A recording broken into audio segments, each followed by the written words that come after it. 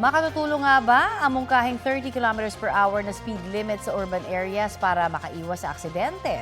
Basahin natin ang sabi dyan ng netizens. Payag dyan si Dan Burns. Pati si VR Alvarez na sang-ayong makakabawas ito ng aksidente sa kalsada.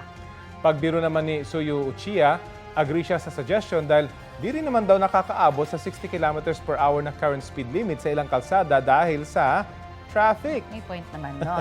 Pareho naman ang tingin ni na Pao Padilla at Mark Sanggalang na dapat higpitan na lang ang requirements para makakuha ng driver's license. Band-aid solution lang daw ito, sabi naman ni Josh, dahil ang totoong problema raw ay ang mga hazard sa kalsada.